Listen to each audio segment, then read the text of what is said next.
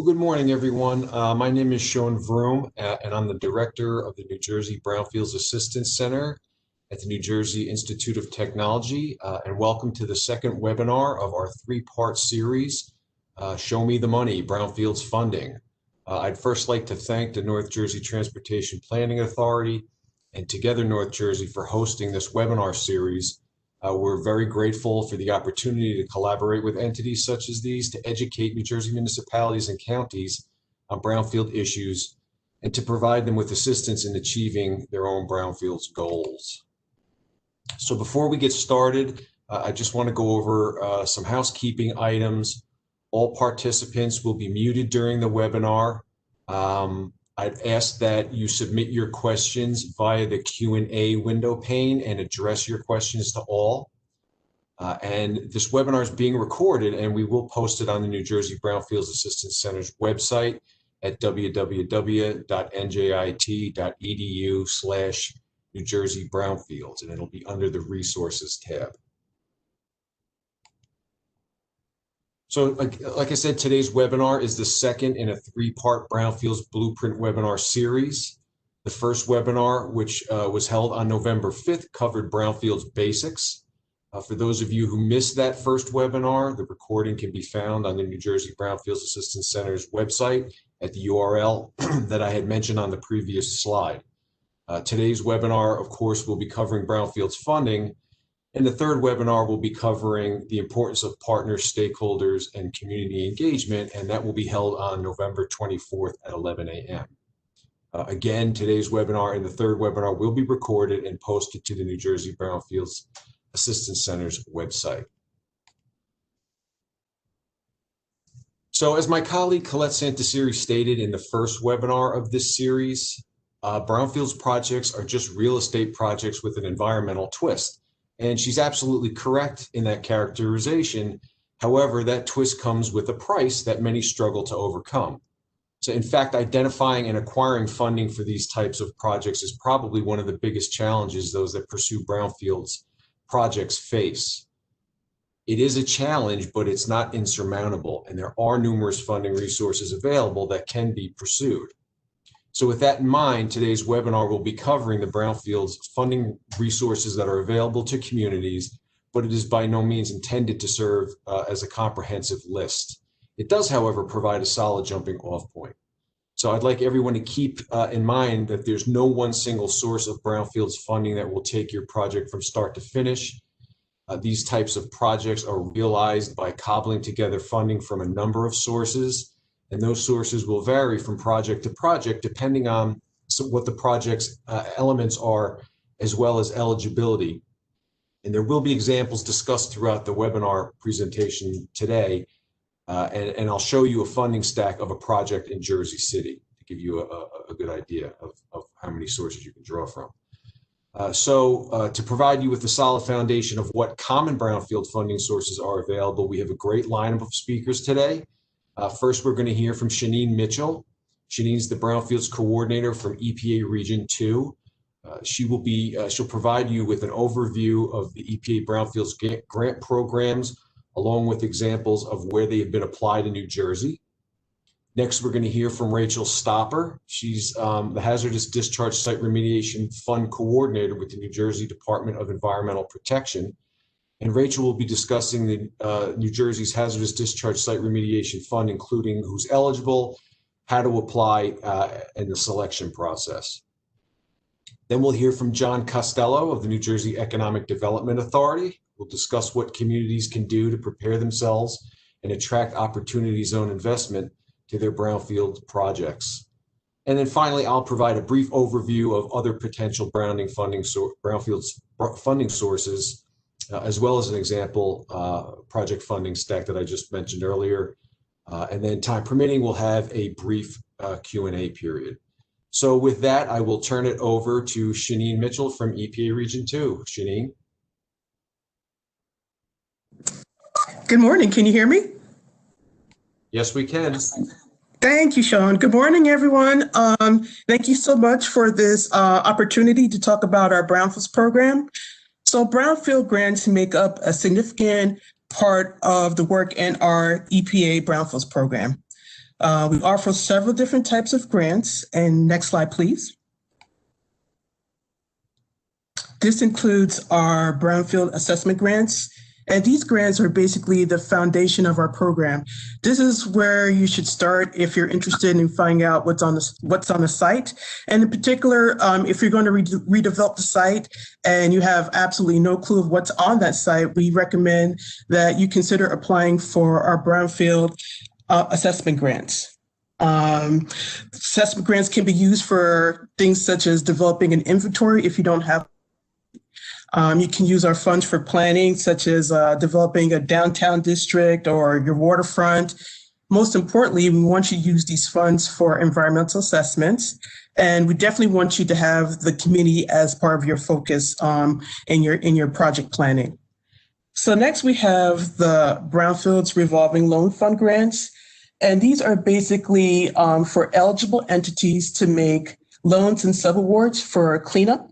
To other eligible entities, of course, these grants or loans are usually 0 to low interest loans. And basically, once the loans are repaid, loans get reloaned out back to other eligible entities, therefore creating that revolving loan fund grant process.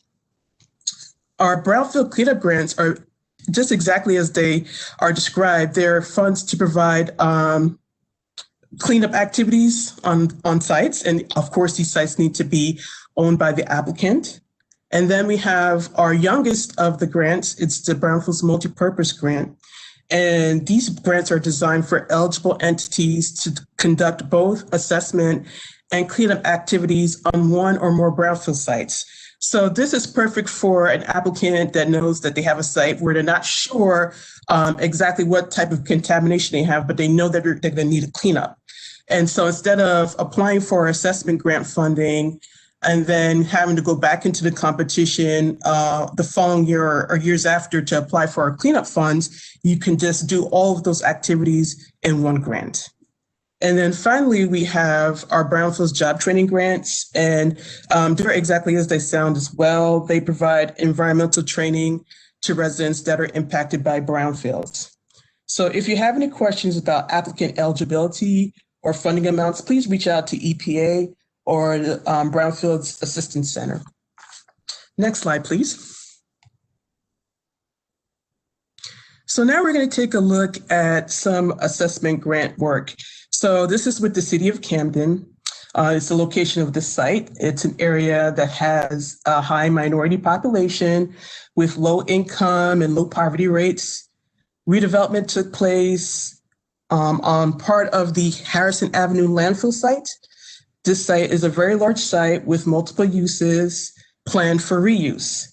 So the assessment grant of $200,000 was awarded to the state, New Jersey Department of Environmental Protection.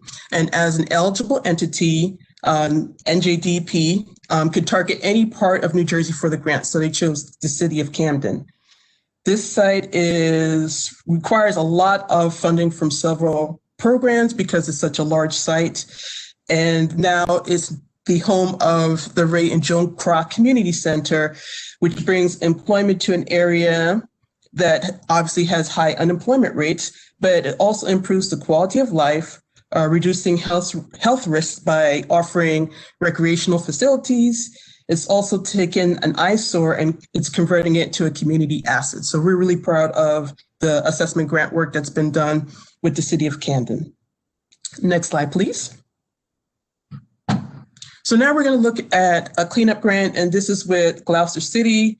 It's the location of the site. Redevelopment took place on the former rug factory site. This is a site where the municipality, they knew the extent of the contamination, so they only need to apply for a small amount of cleanup funding. And I'm pretty sure that they use some other funding sources to assist with the remediation. This is an older grant, so we're going to take a look at some of the cleanup changes a little bit later. But as a result, they received a remedial action outcome, and this allowed for the under-restricted use of the site, which is great. So the site has been redeveloped into a middle school, which also helps to reduce student overcrowding and provides local jobs for teachers and also offers service positions. So we're really excited about this cleanup grant as well as a success story. Next slide, please. So now we're going to take a look at a multi-purpose grant. Newark is the location of this project. This grant is fairly new, so site activity is currently underway. The target area is the North Ward of the Newark waterfront. The intention of this grant is to select sites for assessment and cleanup with the goal of expanding the walkway along the waterfront. The North Ward is a high minority, low income area. The project hopes to improve the quality of life and provide an economic boost for that area. Next slide, please. So now we're going to take a look at a revolving loan fund grant. And this is with Harrison, New Jersey. It's the location of this site. This municipality in Harrison has pockets of high minority and low income areas. Redevelopment took place on the Harts Mountain site. So Hudson County received a $1 million RLF loan, and they offered $150,000 to assist with the cleanup along with some other funding sources. The site has been redeveloped into the Red Bulls Arena, and this particular site brings jobs to the area, definitely seasonal when the soccer team is playing. And then it also helps to support local businesses because the patrons of the soccer team also come and they provide their business to the local restaurants. So this is also a really good success story. Next slide, please. So then we're going to take a look at the environmental workforce development and job training grants. I know I have a New York success story or a New York picture, but the focus is mainly on providing training to people that have been impacted by brownfield communities, definitely focusing on environmental justice areas. The training program funds are used to recruit, train, and place residents impacted by brownfields. The program looks for unemployed, underemployed residents with low income status. The program also targets very sensitive populations such as veterans, single parents, and those reentering society. Our regional program has a 70% placement rate, and it's in line with our national program that also boasts a 70% placement rate. Next slide, please. So now that I talked a little bit about each of the different grants, I'd like to just focus on some of the changes that have been established through the 2018 BUILD Act. So now we offer bigger cleanup grants, as I mentioned, with the city awarded a $200,000 grant, but now you can apply. Let me see. Can you hear me now? Yes, we can hear you now. Okay, sorry about that. As I was stating, the cleanup grants are now offered at $500,000. And I'll explain in a little bit with another story. We just realized that the cleanup dollars at $200,000 was just not enough. People or eligible entities just kept coming back in for additional cleanup dollars. So we decided that we should just raise the level to $500,000. Nonprofits in the past were not eligible for a lot of our grants. So now nonprofits can apply for assessment and RLF grants as well. So this is a really good opportunity for nonprofits. Our grant also did not allow for administrative costs. Now you can use 5% of the grant for that purpose.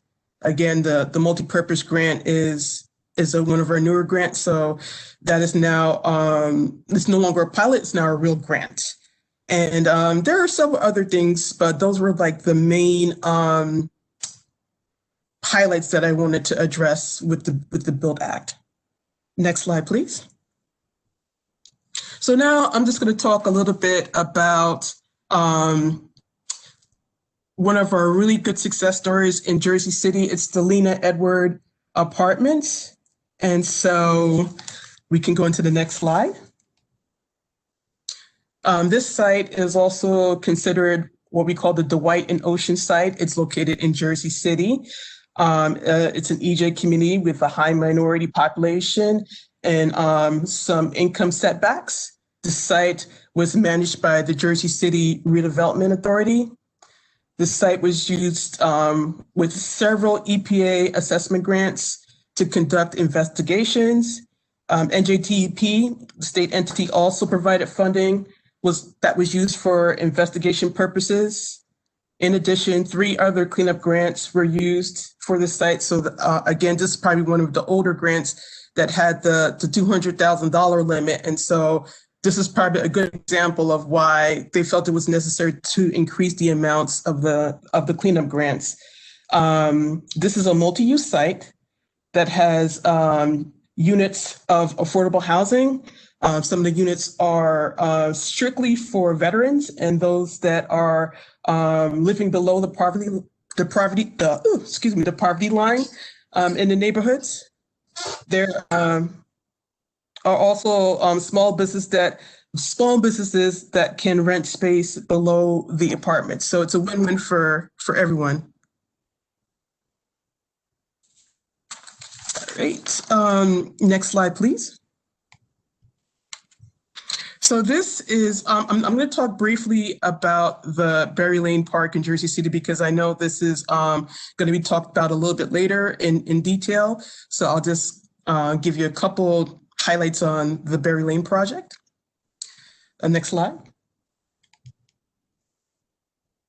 But the Berry Lane Park site is one of our biggest success stories. It's located in an environmental justice area community that was severely impacted by industrial use.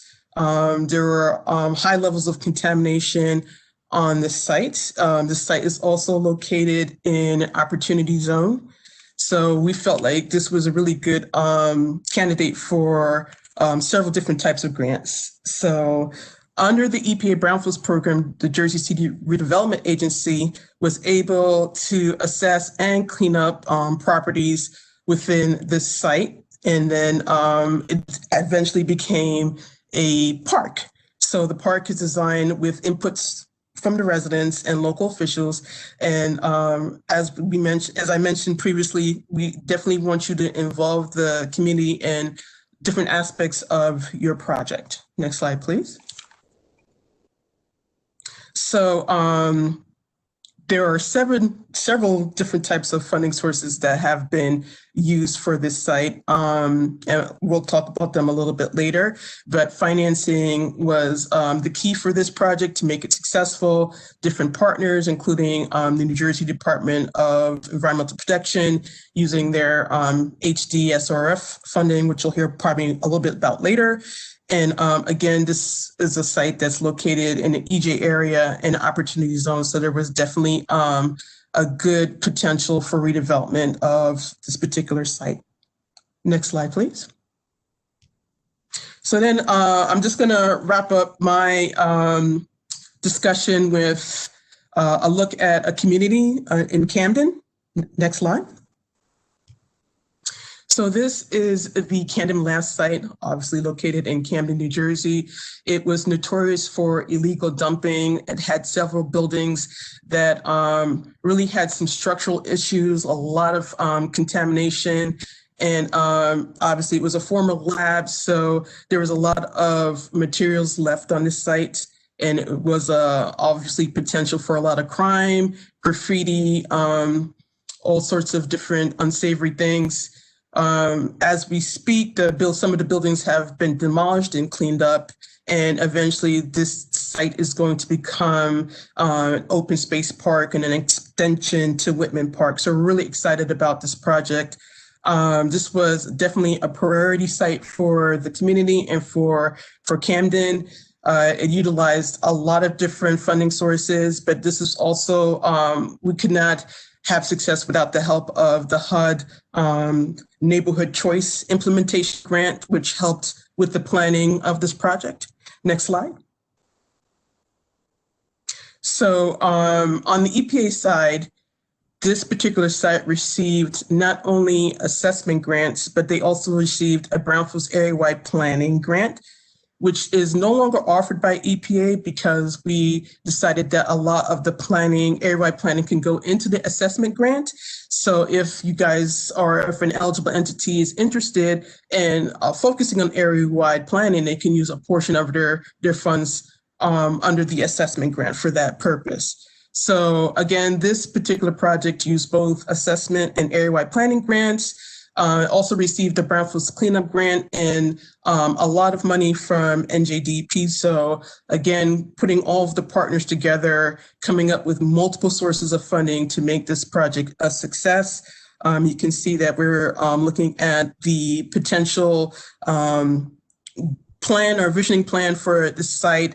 And again, this site is located in an EJ area. It's also considered an opportunity zone. So there are many redevelopment potentials for this particular site. Next slide, please. So this is what our anticipated timeline for the EPA grant competition looks like. In late October to early November is when we start to issue the RFP. We have the deadline, and then by April or May we start to make the selections, because when you submit an application for funding, it has to go through both regional review and national review. Then by May to June, we start working with the selected entities on their work plans and their grant paperwork. And then by July to September, grants are fully awarded and become available. And then October 2021 is when eligible entities.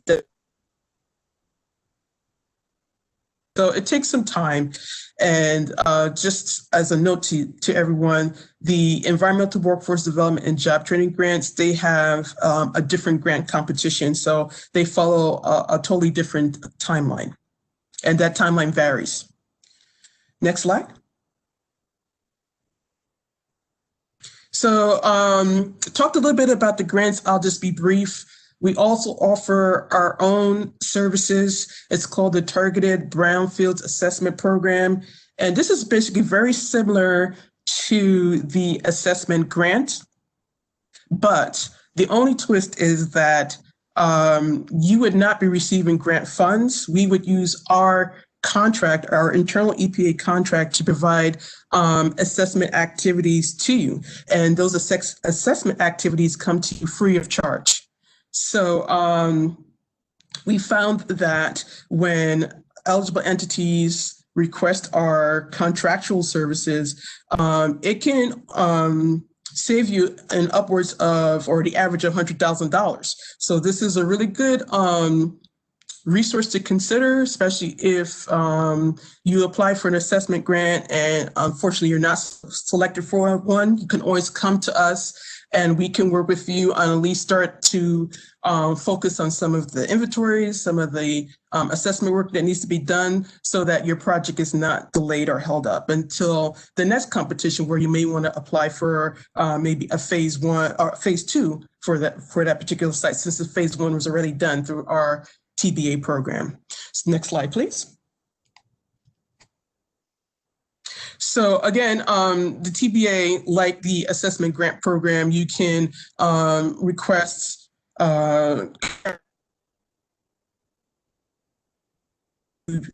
offer a full site assessment, including sampling activities. Let me. That's up. How's that? Must have been a bandwidth issue. You're good. Okay, sorry about that. So again, very similar to the assessment grant, we can provide a phase 1. We'll do a full site assessment, including sampling activities. We will give you a determination of how much your investigation is going to cost, how much is needed, and we can also help you with some of the redevelopment plans. So this is also, again, a resource to consider. And we have it available. There's no competition. We offer it on a rolling basis. And we just ask you to provide us with a little bit of information on the site. and why the assessment is necessary for the redevelopment, or what are your redevelopment goals? Next slide, please. So just wanted to make a pitch for our Brownfields conference that's coming up in 2021. It was supposed to, I think, take place in March, but due to COVID, we decided to postpone till September. So hopefully all will be well by then and we can all gather in Oklahoma City. And this is a really good forum if you want to learn anything about Brownfields. We call it the Super Bowl of Brownfields. I'm pretty sure you'll see NJIT, EPA, NJDP, and some other others down at the conference. So we encourage you to attend. Next slide, please. So here are our contacts. Again, you will see my contact is located in there. I am the coordinator for the job training program, and we have some other project officers with specialties. So if you have any questions, again, about our program, here are our contacts. And again, I encourage you to also reach out to the Brownfields Assistance Center. And I believe that's it. Next slide. Thank you. Great. Thank you very much, Janine, and lots of great information there, and particularly the real world application of the funds. I think that's always helpful for people to see, exactly where these projects occur. So with that, we're going to go now to Rachel Stopper from New Jersey DEP. Rachel? Hello, can you hear me, Sean? Yes, we can. Great. Hello, everyone. My name is Rachel, and I'm going to speak today about the state's Brownfield grant, known as the Hazardous Discharge Site Remediation Fund, but I will refer to it as the HDSRF. Next slide, please. So what is a brownfield? So a brownfield may be generally defined as a current or former commercial or industrial site where operations cannot take place due to real or perceived contamination. The HDSRF is a grant and loan program that supports brownfield redevelopment by funding assessment, investigation, and remediation of these brownfield sites. Next slide, please. So here's a picture of the former Camden lab site that Shanine had talked about. This is what you would typically picture in your mind when you think brownfields. Brownfields are difficult to redevelop. They're unattractive. People might think that they're dangerous, and they have that negative image. The HDSRF helps to assess and investigate properties like this so that ultimately they can be redeveloped. Next slide, please.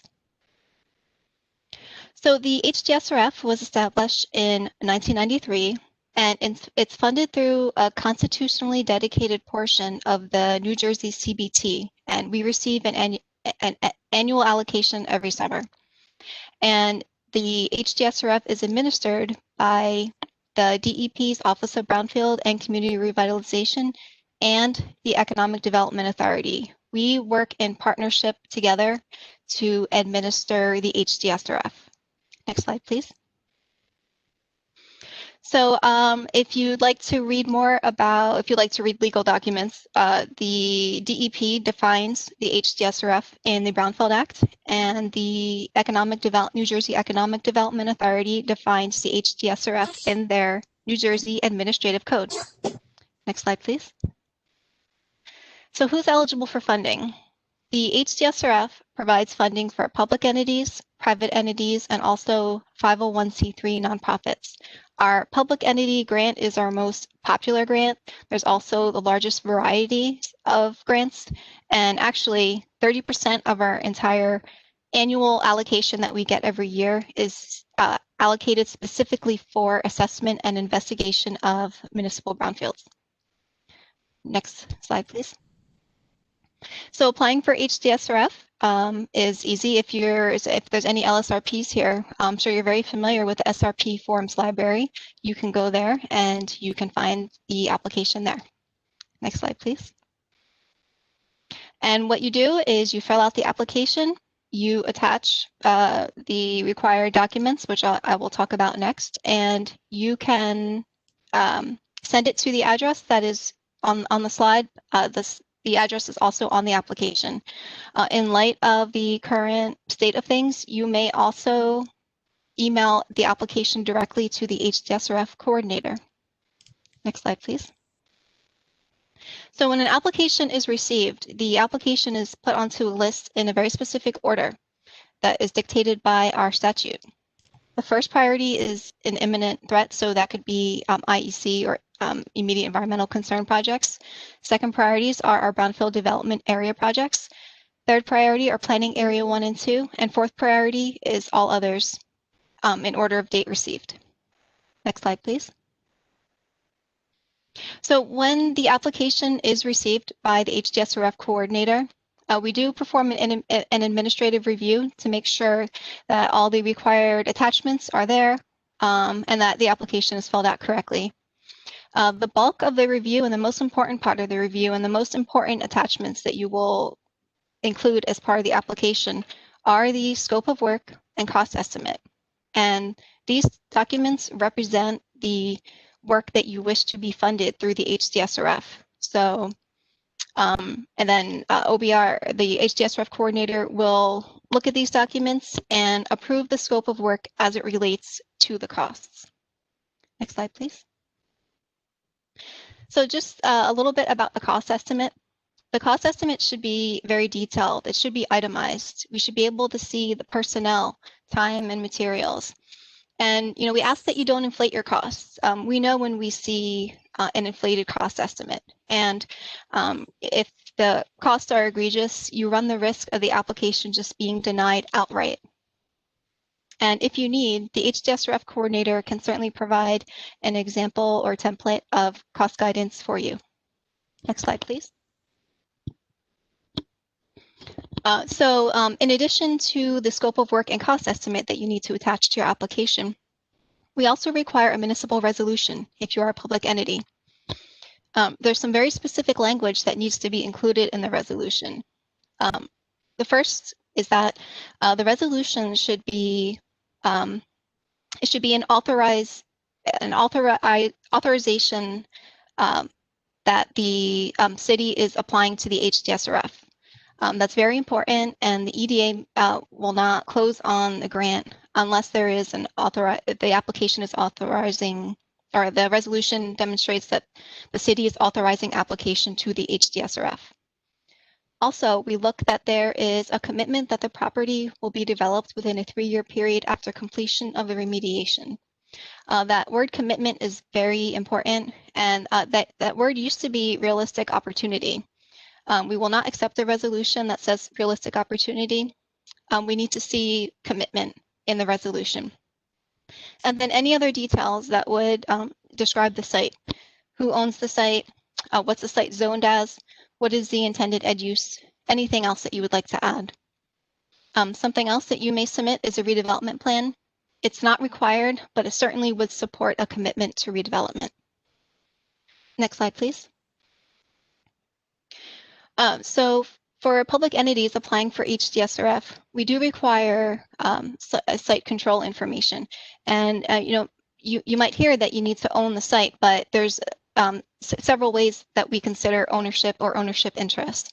And that would be if you have a tax sale certificate, we can, that is eligible. If you bought the property and you have the deed, that's fine. Foreclosure, or even a voluntary conveyance for the purpose of redevelopment, which would just need to be stated in the resolution that we just discussed. Next slide, please. So this is a really, really quick overview of the process from start to finish. This is very basic. So after the DEP has approved the application, we will mail our recommendation to the Economic Development Authority. The Economic Development Authority will then reach out to the applicant for a $500 review fee. Sometimes our recommendations sit for a really long time because the applicant just has not submitted their $500 review fee. EDA will not even look at it until they receive that. Next, the EDA will, EDA will review the recommendation, and then if it's over $100,000, the recommendation will go to board approval, which is the second Tuesday of every month. Actually, this month, the board meeting is tomorrow. And then after that, the grant can be closed on. Next slide, please. So these are the grants that are available to public entities. There is the preliminary assessment, site investigation, and remedial investigation, all of which are funded at 100%. In general, these funds are dispersed upfront to the applicant based on the approved scope of work and cost estimate that were attached to the application.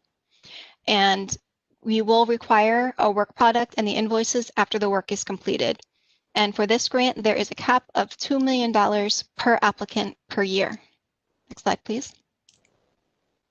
In addition to assessment and investigation grants, the HDSRF also has remedial action grants for public entities. These are all percentage-based and all are based on a specific end use. And to close on these grants, EDA does need to know ahead of time how the match will be paid. Is the city going to bond for it? Will the EPA grant be used as a match? We see that a lot for our remedial action grants. Is the developer going to be contributing anything? And for the remedial action grants, funds are dispersed after the work has been completed based on a review of invoices, as the work proceeds, or at the end of the project, whichever is preferred. And of course, we would like to see a work product after the remedial action is complete. Next slide, please. And these talk about the remedial action grants in a little more detail. The first one is the Brownfield Development Area, which is only eligible to projects who have the Brownfield Development Area designation, and that pays for 75% of the remedial action. We also have the Renewable Energy Grant, the Recreation Conservation Grant, and the Affordable Housing Grant. Those three grants that you can see have the star next to it, they all share an annual allocation of $2.5 million per year. We used to have $5 million to work with, but we had a change in our statute in 2018 that lowered that amount. So those grants have actually become a little bit competitive. So just to go into a little bit more description, the Renewable Energy Grant could pay for something like putting solar on a landfill.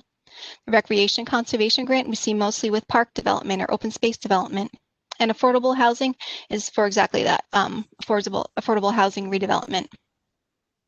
We also have a 25% unrestricted use grant, which pays for, and that's capped at $250,000 per project, and that pays for a remedial action of soils. We see that more with the private grants and not the public entity grants. Next slide, please. We also have an HDSRF loan, which we usually see with private entities and not public entities, but public entities can apply for this. The loan funds 100% of all phases of work. It will not fund any retroactive work, however. The interest rate is equal to the federal discount rate. And again, yes, it's rare that we see the public loan applications, but it is available at a maximum of $2 million per year. And private entities can apply for $500,000 per year of the loan. Next slide, please. We also have a nonprofit grant. This grant is almost exactly like the assessment and investigation grant, except you need to be a 501c3. And instead of the city board approving a resolution, the resolution just needs to be approved by the nonprofit board. Next slide, please. There have been changes over the years to the HDSRF. This one is not on the slide, but in January 2018, we did have a change to our statute that eliminated several of our private grants, and it also changed the caps for our remedial action grants, and they were all lowered by a significant amount. Also in 2009, with this the enactment of the Site Remediation Reform Act, that established an affirmative obligation for RPs or responsible parties to remediate certain sites. With that came the Spill Act defense, which I'm going to talk about next. That's pretty significant for our HDSRF applicants. Next slide, please. So with the Spill Act defense, it makes it that if you are a public entity and you acquire a property for the purpose of redevelopment, or one of the other options that you can see on the form, and I've listed some of them here, through bankruptcy, tax delinquency, abandonment, etc. You may be eligible for a Spill Act defense status, which means you are not considered the responsible party and you are not subject to mandatory timeframes, and you only pay the annual fee during years that you are remediating. Almost all of our HDSRF applications have this status. The only applicants that would not be eligible are if you are a public entity site and you are the responsible party, such as a DPW or a landfill. Next slide, please. So I have here an example that we do consider a success story. It has not been completed yet, but echoing what Sean and Shanine said, I do want to talk about the multiple sources of funding that went into this project. So this is the 2nd Street Park project, which is 6 acres. And you can see it's that strip in the middle there. It's on the Raritan River in Perth Amboy. You can see the railroad tracks on the one side, and that's an elementary school across the street. And this is going to be a community park. The type of contamination found here was extensive amounts of PCB contamination in the soils and the concrete. This is the former scrap yard operated by Harry Goldberg and Sons from 1929 to 1994. And it's only because of the leveraging of funds that this project will be completed. The HDSRF put in $2.5 million for recreation and conservation. The natural resource damages contributed $4.6 million for remediation, and the EPA also contributed $200,000 for the site. So this will be a success of leveraging funds, but also once the project is complete, this will be a social and economic win for the city. Next slide, please. And yes, the HDSRF is very well funded. We would love to have your application. At this time, we have about $20 to $25 million available to fund applications. Next slide. And these are your contacts per county. We do ask that you email us instead of calling us, which is why I do have our emails there. Most of us are working remotely during this time. Thank you. Thank you, Rachel. That's a great overview, and there's lots of, it's good to see there's lots of funding options underneath the HDSRF program. I also want to just remind everyone that if you do have questions, please put them into the question and answer pane, and we're going to go through them at the end of the presentations. So next up is John Costello from the New Jersey EDA. John. Sean, I'd like to thank you and everybody else for the invitation to speak here today. Following up on Shanine and Rachel is a tough bet, but I hope I'm able to put some information in front of some really great New Jersey planners today. So opportunity zones. Opportunity zones is really different from a lot of other projects in that it is a private capital based to move private capital into the most distressed communities in New Jersey. Those communities that have a heavy overlay of environmental justice issues, economic disinvestment over the years, and then also, most importantly, brownfields. So next page, please. Now, as Rachel said, a lot of the New Jersey brownfields communities and projects themselves have some barriers to them. But when we want to look at these projects on a really holistic view, New Jersey has significant competitive advantages. Part of the Northeast Corridor, #1 distribution market in the United States, busiest seaport on the East Coast, multiple transit hubs. And then our human capital advantage, some of the highest concentration of scientists and engineers in the world, some of the best educated workforce in the world, a diverse state that looks like America, and a diversified economy with over 21 Fortune 500 companies in multiple different sectors. Next page. So with this strategy, this feeds into the Governor Murphy and Lieutenant Oliver's overview of the 5 goals we want to achieve. And they are, #1, we want to lead the region in job growth. We hope that our opportunity zone strategy and our strategy to promote environmental justice and investment in brownfields helps to bring job growth. #2, please. We want to lead We want to lead the region in median wage growth. Driving private investment is key here. Number 3, please. We want to create a diverse innovation ecosystem. Exactly as you can see, some of the efforts that we've been doing around this are huge, from everything from our community college funding for both tuition all the way to what's going to be the wind port that's being built in Salem County right now to make sure that that ecosystem is diverse and is creating jobs for everybody. 4th, please. We want to close employment gaps. We want to close wage gaps based on for every New Jerseyan. And last, create thriving and inclusive communities. And this is really one that's close and near and dear to my heart. We want to make sure that every community in New Jersey is growing, that every community becomes stronger and fair. And how do we do this? We reduce urban poverty rates. We want to move capital into projects that help those most disinvested communities. All right, next slide, please. So what are we doing? We're working on these 4 strategic priorities to help move capital here. So we're investing in people, we're investing in communities, we're making New Jersey the state of innovation by working more towards creating more and better jobs, and we want to make government work better.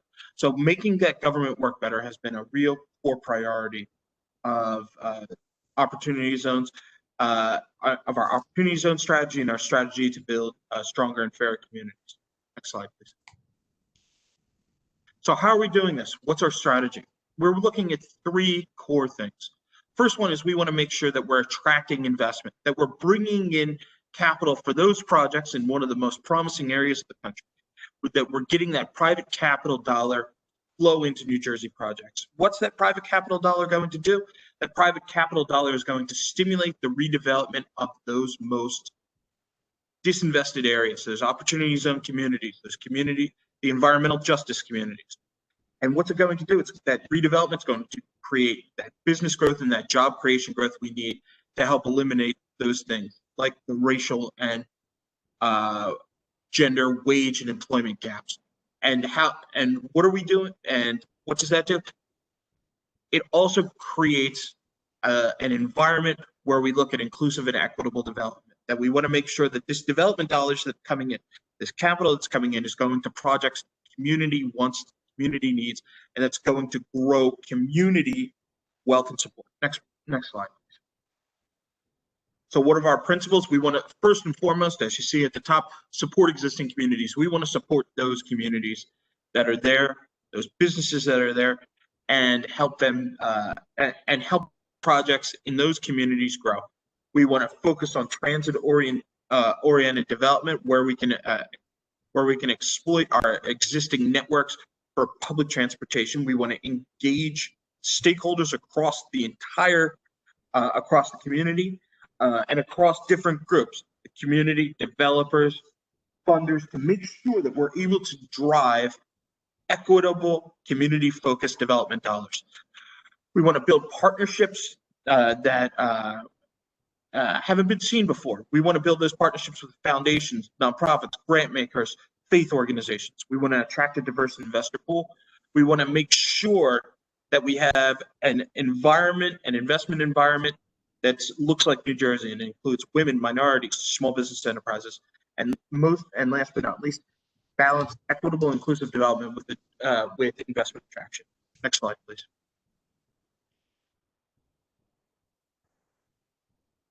So what's our targeted outcomes? We want to make sure that we have economic opportunities for residents, that we are driving funds to projects that create opportunities for the residents of these communities, opportunity zone tracts, and environmental justice communities. We want to make sure that investment and development is locally appropriate.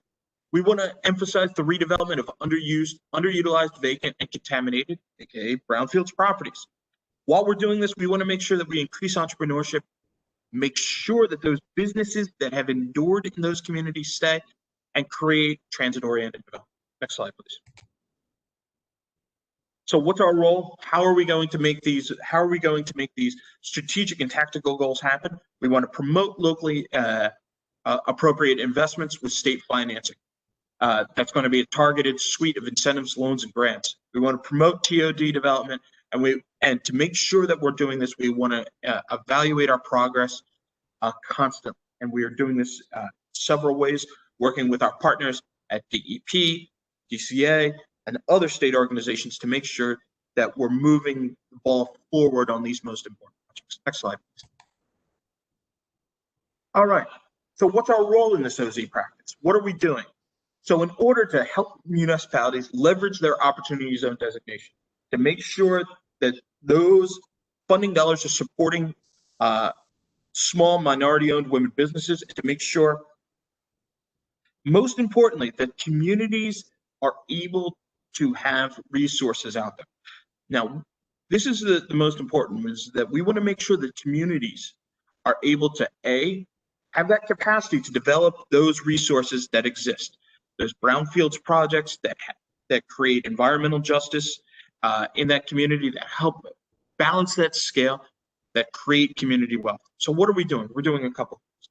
We have a one-stop shop website where community groups, stakeholders can go in and have a plethora of information. A community asset map where we have detailed listings about every opportunity zone community in New Jersey, as well as every other community in New Jersey. 65 different layers going down to lot and block information on every property in the state of New Jersey, run by our superior team of our Department of Community Affairs. At EDA, the Opportunity Zone Marketplace, where we have a ready-to-go marketplace going out to a national investor audience of for all 75 municipalities. The fourth thing we want to do is a ready-to-go project pipeline, where we have projects ready to go for when investors start coming to talk to New Jersey. We want to we provided technical assistance forms to communities to help them move this process along, to make sure that they are ready to go with those projects that create community wealth, but also that they're able to attract that level of investment for communities that aren't on the regular development radar, that aren't the big communities. That's one of the things we've been doing. And we're going to go into that a little bit more. We want to provide resources for entrepreneurs. And then last but not least, what I'm doing today is engaging with member and partner organizations to educate on opportunities. So next slide, please. So how do we do this? The biggest one right now is we see this as a whole government approach. Yeah, I know it's a kind of an oxymoron, but this is one of these times where we're seeing New Jersey state government departments work together for a common, to create that equitable investment climate, to create opportunities for communities of every size, shape, and condition to succeed. We're working together across multiple agencies to create a platform, to create an environment where we can do this. My agency, EDA, has worked on the Opportunity Zone Marketplace, the Opportunity Zone Challenge, which is a competitive grant program to help communities around planning and things like that. Education, and then also investment assistance. Our friends at the DEP and their Superior Community Collaborative Initiative, which we've talked about, was a collaboration between EDA and environmental protection around how can we put trained environmental professionals in communities to help facilitate both conservation, environmental justice, and responsible development together. Really, really happy with that, and the team being led by Frank over there. New Jersey Housing and Mortgage Finance, working to build affordable and workforce housing for New Jersey, with points for opportunity zones, and then also development credits for brownfields. The Department of Community Affairs, the great team over there being led by Dr. Chris Wheeler on the data analysis, and then being led by Sean Robinson and do the community planning, running the website, the asset map, technical assistance, the NPP, and the neighborhood revitalization tax credit. And last but not least, the best secret weapon in New Jersey development, and champions of responsible development in our most impacted communities for years. I can't say enough good things about Leslie Anderson and her team over at New Jersey Redevelopment Authority. They are unsung heroes of New Jersey development working in those communities. Technical assistance, they've provided years of technical assistance workshops, building that community capacity. Really unique funding programs like the Urban Site Acquisition Program, which helps business, which is one of the first programs I've ever heard of that actually goes in and helps develop that initial capital stack for projects in New Jersey's most impacted communities. Next slide, please. All right. Opportunity zones is private capital. So just a kind of an overview why. Why is this important? Opportunity zones drive private capital. They have some.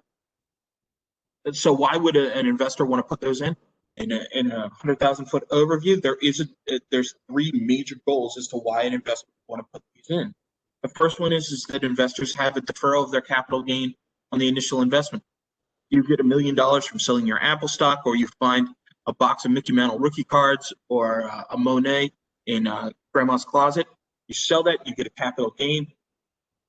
That capital gain normally is taxed at a rate of, I think, around 18% right now. Right now, if you invest that capital gain into an opportunity zone fund, which works on opportunity zone projects, you have a deferral. You have a deferral of that capital gains tax through 2026. You know, it's the old finance question of net present value. How can I make more money off the money I have right now? The second is that there's a partial exclusion on that capital gain.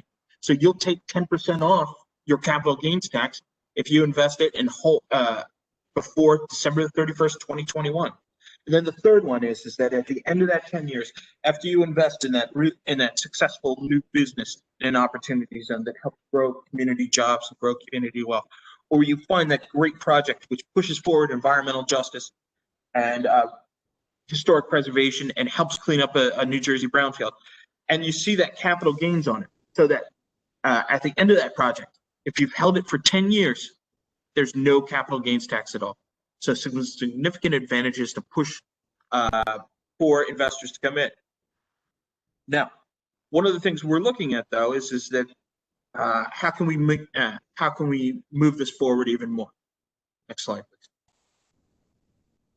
One of the things we've been doing is a lot of advocacy with our partners in Washington, and so we looked at so EPA, after some discussion, made some rule changes in the second and third quarter of last year around brownfields tests. Not going into too much, inside baseball, but basically what happened was that brownfields became much more investable in terms of OZ regulations.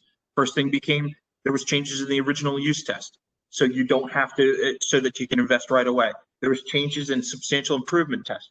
So what happened there? Site assessment costs and remediation costs actually can now become part of your stack in an opportunity zone project. So that counts. If you use opportunity zone funds to pay for those costs, they count towards what you have to invest into a property. And the last one is that there was changes in how in the time clock of when you have to complete. If anybody's interested, I can go into more detail on it. But just some really significant advantages that we want to put out there. Next slide, please. Talking about the whole of government solution, like we said, one of the big things with our whole of government solution is how can we make sure that we get local input and collaboration around environmental issues as it relates to responsible development. This was the community collaborative initiative. The NJEDA worked with our partners over at Environmental Protection to help place trained environmental professionals in 12 of the most impacted New Jersey communities to help facilitate both environmental cleanup and brownfields remediation, and then also to create and promote responsible economic development. Really excited. Frank, Bill, Alan over there have done just a tremendous job. Next slide, please. At the EDA, as part of our whole of government solution, we realized that we have to, in addition, we're supporting that. And so led by our tremendous Brownfields team, Elizabeth Limbrick and Elizabeth George have started up the Brownfields loan program. What is this? This is a program that's going to come live very soon. It's a $15 million pool, $15 million loan tranche. It's super low interest loans for brownfield remediation that includes both assessment, investigation, and cleanup. We've made a broad-based eligibility that covers both demo, asbestos, lead-based paint. Cleanup is all works with that. It's we've had pretty flexible loan amounts. Minimum loans of 100,000, maximum loans of 5.0 million. 10-year term, no payments on the first 2 years. Interest only in years 3 and 4. Amortizing balance and no prepayment penalty. The best part of this is that there's a low fixed base rate of 3% with a spread going down to 2% based on rate reductions. And these rate reductions are all around significant environmental goals, everything from making sure that you have a 25% capacity for EV stations.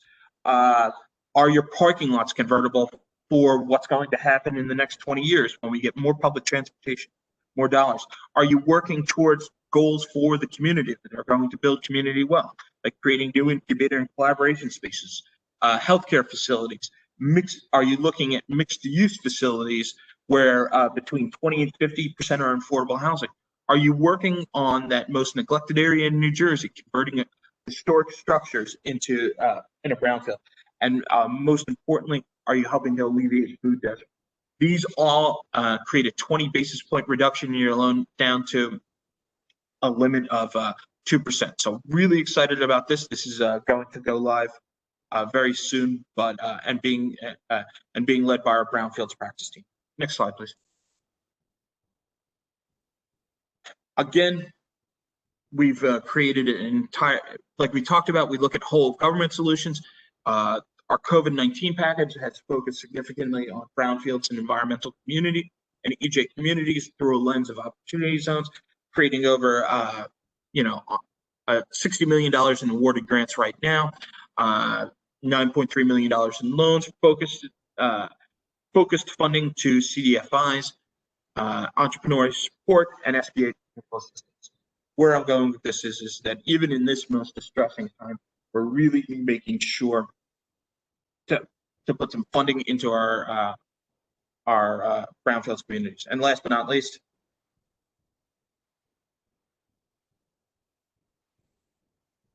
John, we lost your audio.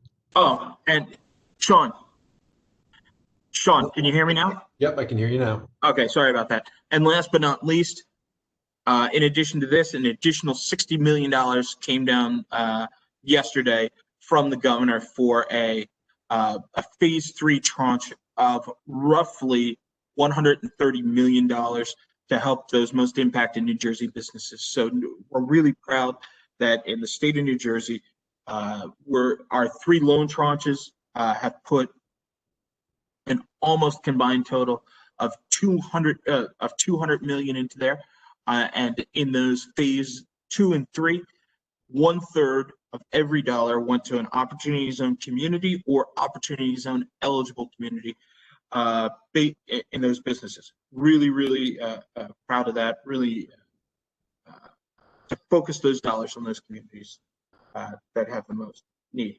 Next slide. Okay, like I said, focusing those numbers on opportunity zone businesses, focusing on women and minority-owned businesses. Next slide. And then last but not least, because we have a group of planners here, I wanted to make sure that they know about our PPE and microbusiness access program. We're putting out PPE for businesses with a opportunity zone eligible boost. And last slide. Okay, next slide, please. I'm sorry. Okay, again, just to go over our resources, the One Stop Shop website, an interactive map, guides to key topics, links to all of our information in a digital marketplace, and any and these are all available. I'm going to be, Sean has my email for any questions, and I'd be more than happy to discuss anything more. In addition to this, all of our opportunity zone, all of our new Brownfields products are listed on the, were sent over as a one-page flyer. Both our community resources and our funding resources were sent over today with contact information from my friend, colleague, and mentor, Liz Limbrick, who leads our Brownfields practice. All right, next slide, please. For more information, opportunity zones and nj.gov, and that ends it for today. Thank you. Great, thank you, John, and thanks for casting some light on what I think people struggle with opportunity zones and understanding how to bring them to bear with their brownfield endeavors. So thank you. Okay, so to wrap up the funding sources, I'd like to briefly discuss some federal funding sources that can be applied to brownfields cleanup and redevelopment other than EPA sources. The sources come from a variety of entities such as HUD, the U.S. Department of Labor, U.S. Small Business Administration, U.S. Department of Transportation, U.S. Department of Agriculture, and the United States Economic Development Administration. So I'm not going to go into details as to what funding each of these entities offers, as it varies from year to year, and many of the programs offered by these entities are flexible in nature as far as eligible activity.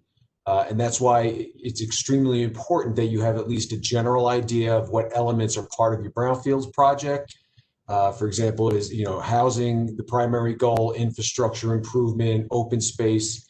You want to do planning activities, transportation improvements, et cetera. So, for example, if your goal is to redevelop for affordable housing, then HUD funds might be used. If there's a pedestrian bridge or transit element to your project, US DOT funds might apply. Or if the primary goal is to redevelop for commercial use, US EDA monies would probably then apply. So it also emphasizes, again, why having a good brownfields redevelopment blueprint is so important, as is the community engagement portion of that blueprint, so that you have a good sense of what the ultimate redevelopment goal is. And kind of going back to, to give you what I want to do here is give you an idea of the many funding sources that can be drawn upon to fund a project. I wanted to show you the detailed funding stack for the project that Shanine had mentioned earlier, the Berry Lane Park in Jersey City. And you can see from the example that they went well beyond their own acquired EPA brownfield funding and tapped into other sources. Again, they tapped into HUD, Green Acres, New Jersey State Assessment Funds, county open space funds. They went, got funding from prior property owners, responsible parties, and as well as county revolving loan funds. So you can see from the list of sources that they left no stone unturned in their pursuit of funding, and identifying sources. It doesn't happen overnight, and this particular funding stack took several years for them to cobble together. And I should also mention that, identifying applicable funding sources for your project is one of the many free services that are available to New Jersey municipalities and counties pursuing brownfields cleanup and redevelopment through the New Jersey Brownfields Assistance Program. So we've gone a little bit over the hour, but I'd like to see if we can answer some questions if there are any. Again, I'd like to ask that you submit your questions to the Q&A box and address it to all. And at this time, I'd ask the panelists to turn their video on so we can see you. And let's see if we have any questions. I'm going to give everybody a few minutes. We do have one question that came in. Shanine did answer it, but I think just for those that maybe don't have their Q&A pane showing, somebody wants to know what the difference is between a brownfield and a Superfund site. So I pitched that over there. It's great we have EPA, and that's the source here. So if Shanine, you could answer and explain what the difference is between a Superfund and a brownfield. Certainly. Can you hear me? We can hear you. Okay, great. So a Superfund site is typically a larger site with heavy contamination, and most importantly, there is a responsible party, and that responsible party either works with the government to either clean up the site on their own, or they have the government clean up the site, and they have to reimburse the government, therefore calling it a superfund. The site is usually on the national priorities list, and it is excluded from being a part of our Brownfields program, whereas a Brownfield site is usually an abandoned, underutilized site with real or perceived contamination. We have no clue of what's on the site, as opposed to a Superfund site where we clearly know what's on the site and it's probably posing some sort of health risk to the community. So going back to the Brownfield site, yeah, it's underutilized, underdeveloped, and definitely a potential for our program. Okay, great. Thank you. We do have a question here. Are there brownfield development consultants? And I guess the simple answer to that would be yes, there are. Typically, it would probably be a firm or a planning firm that's got experience in the realm, or it would be a firm that does more of the technical work that has a planning element to it. So I don't know if any of the panelists want to add to that answer as far as are there brownfield development consultants?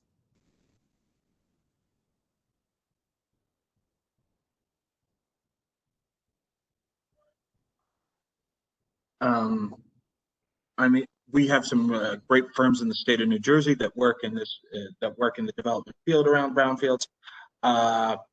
You know, we can, they do a great job. We can't, I think that working with your planning professionals, working with your local environmental professionals is probably the best way to address the needs that you would need.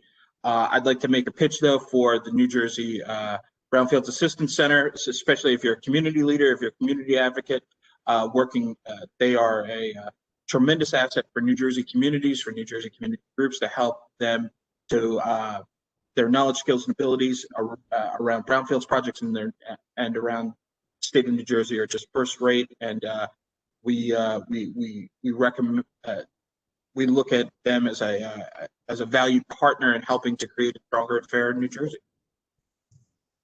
Great, thank you, John. Well, that were the only questions that we got. You guys did such a great job, and it was comprehensive enough that nobody had any questions. So, well, let me.